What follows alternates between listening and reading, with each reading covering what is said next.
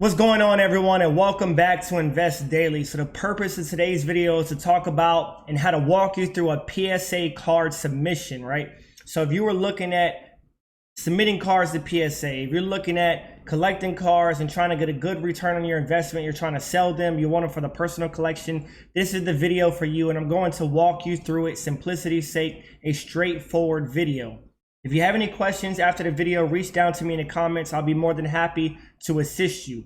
All right, so the first disclaimer I want to put out there is if you're looking for the best return on your investment, psacard.com is your way to go. This can be subjective. Everybody has their own grading company that they love the most and how their slabs look. HGA is an up and coming. A lot of people like how their slabs look. But when you're looking at return on investment, you know, it is proven that PSA card is your way to go. You're going to spend a little bit more. You're going to wait a little bit longer. A lot of people are frustrated with PSA, but the best return ROI on your investment is psacard.com. BGS Beckett, a strong number 2. And then you have SGC, also looks great, a strong number 3. Nothing wrong with that. So before we get into the grading process, the next thing we want to look at is we want to take our box of cards that we have and Panini, right? Basketball. I'm going to pick out what I want to get graded. Now, there's a lot of questions you ask yourself. Well, how do I know what I want to get graded? Well, first and foremost, you have to know some of the game, right? You have to know some of the rookies. You have to know who has potential. Maybe it's just for your personal collection. You like the way the card looks. It's up to you. But then you want to pick those cards out. Once you pick out the cards you want to get graded, you have to ensure that they look presentable. What I mean is that generally I shoot for a PSA 8 to a PSA 10 being perfect. That's because I want the best return on my investment. If I paid $50 for a raw card and it comes back a PSA 6 and it's not worth $50 in a slab, then I just wasted money. You want to shoot for PSA 10s if possible. None of us truly know how they are going to come back because PSA card makes that decision.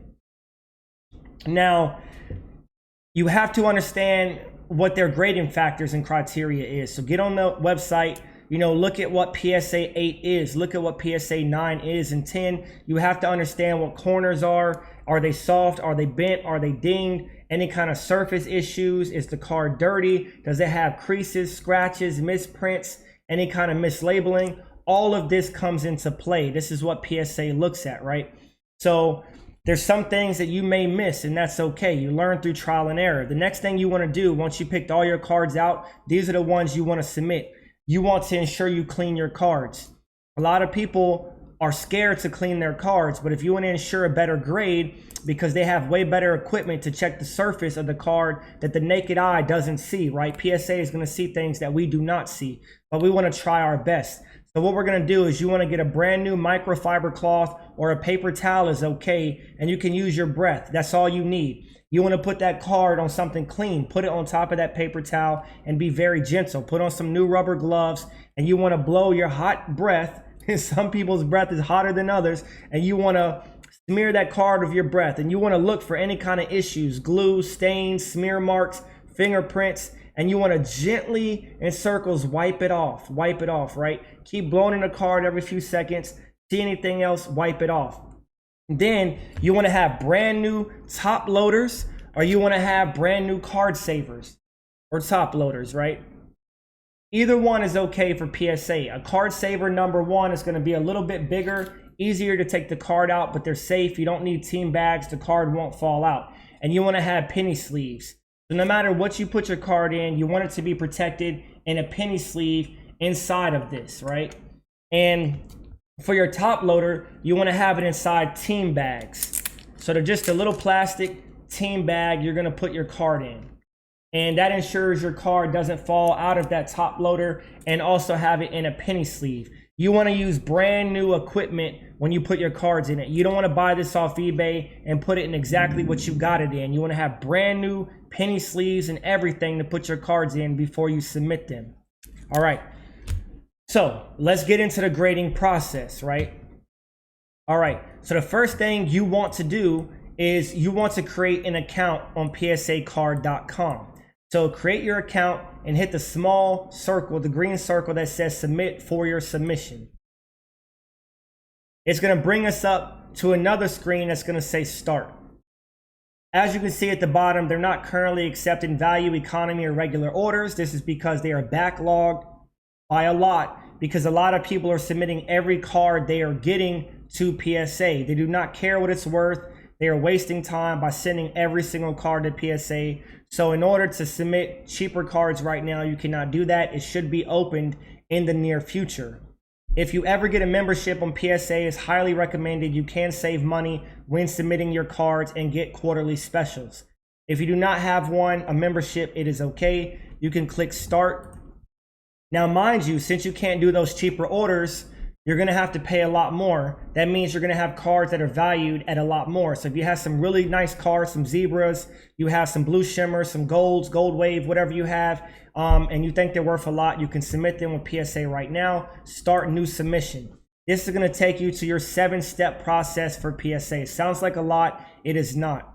The first step, item type. We're looking at number 1, regular or small size cards. This is your typical cards, right? Your typical basketball cards, Yu-Gi-Oh, Pokemon, whatever you have. You can use thick or patch cards or tall boy cards. Everything else under it's for a later date. That's your basketballs, jumbo cards, coins, pins, patches, packs, whatever you have, you can submit. Right now, a regular card. Click next. We're already on step number 2, submission type.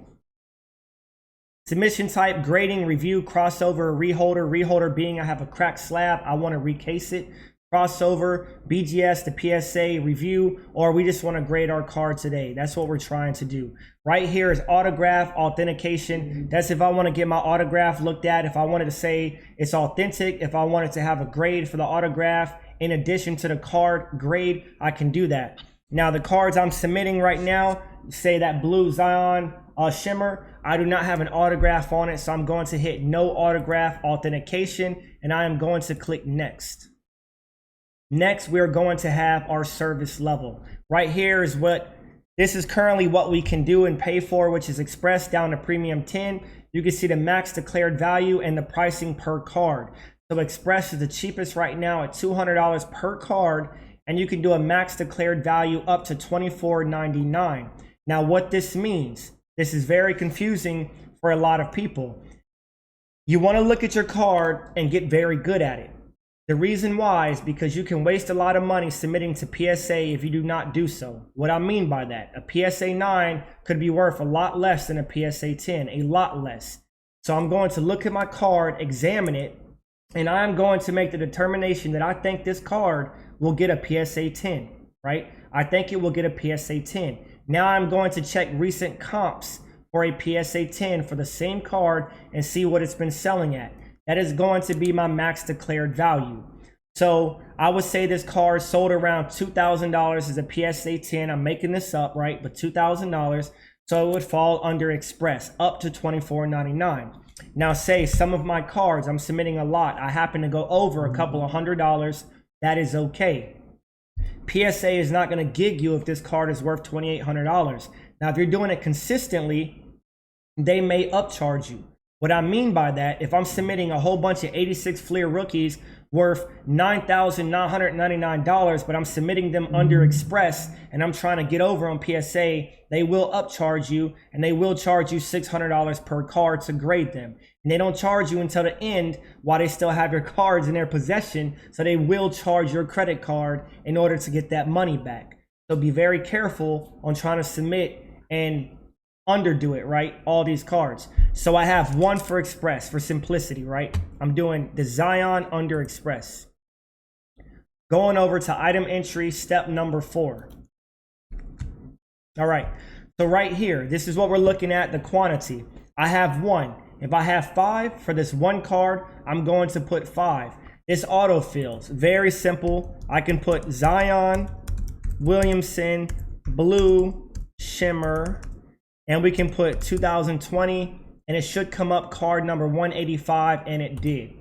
So declared value total, I want to put $24.99. It may be worth $2,000, but this is what PSA is going to insure it up to in case they lose it or something happens. Nothing wrong with maxing it out. This is not going to get you charged more by PSA. So I'm going to put $24.99.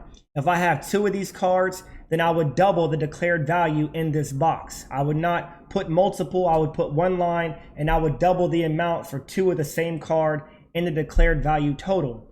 And I would click save. Now watch this. If I put 2,500, since the max is $24.99, it will not let me do it. If I put $24.99 and I click save, it will put my entry. All right, so now my card has been entered. And you can also click to read about any kind of qualifiers. Qualifiers are stuff like if it has staining, off-centered, miscut, out of focus, etc. All right, that's what qualifiers are. So now we're going to click next. We have our card in there. We're going to click next to go to shipping and billing. Okay, so all of that so far has been pretty simple. Step number 6, I want to confirm my order. That is just saying that everything that I put is correct. I put the right card. Be very cautious with that because Spectra and Select, stuff like that sounds the same. You do not want to put the wrong card and have it mislabeled. So once I have confirmed that everything is correct, step number 7 is the submission process. This is going to bring it up to this form right here, and I can read it. Essentially, it's saying a lot of stuff that we already did. It's talking about turnaround times, but it's talking about how to do your package, how to clean your cards. You want to make sure you have air pillows or bubble wrap in your box. So you want to make sure your box is airtight. You don't want your stuff jumbling around, your cards moving around, getting bent and dinged. You do not want that. And you want to arrange your package. So all of your cards need to be in order. So the same way I input all of the entries, if I have 5 Zion Blue Shimmers, those will be there on top if that's the first entry. Second entry, if I have some base Zions, I want to keep the same player together, keep it simple, put them next. If I have some James Harden next, I'm going to put them next. And I'm going to put them all together for the same submission for that express. And I'm going to put rubber bands around the top loaders or around the card savers, right? Top to bottom and around it, right? Around the sides. Do not worry about the cards bending. They're fine. If you want to pull in a rubber band a little bit, make sure it's kind of loose, you can do that. And you want to keep your cards together. Now, if I have a Super Express order, I want to separate those. You do 2 complete different orders, right? 2 different entries, 2 different orders. So complete the process for your Express and then go and start your more premium submission level, Super Express, and you want to put those cards together. At that time, you can put both those sets in the same box. I highly recommend you take a sticky note and you put it on there to let PSA know. You want to make it as easy as possible for them. That's what you want to do.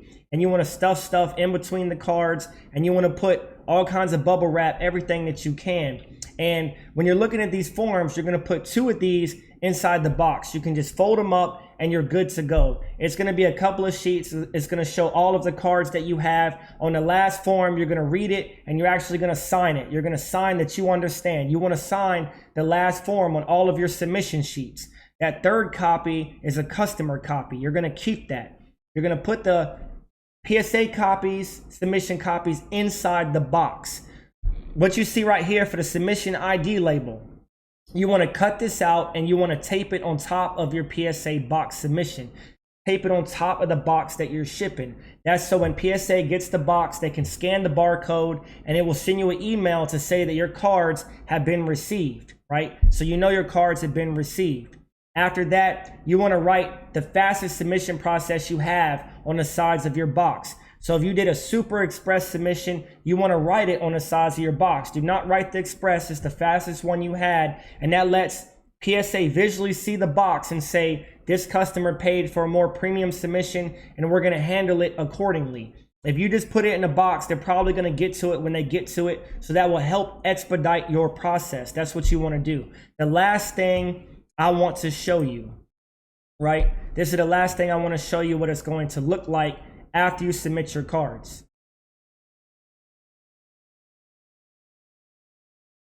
All right, so this is what it is going to look like. So after you submit your cards and they have been received, it's going to say arrived, and this blue bar is going to go all the way until it says shipped, right? So this is what you're going to follow to know where PSA is at in the stages of grading your cards. Do not freak out if it sits on one of these stages like assembly for months. It does happen. Like I said, the timelines on PSA is not accurate. If it says 3-4 months, it can take a year.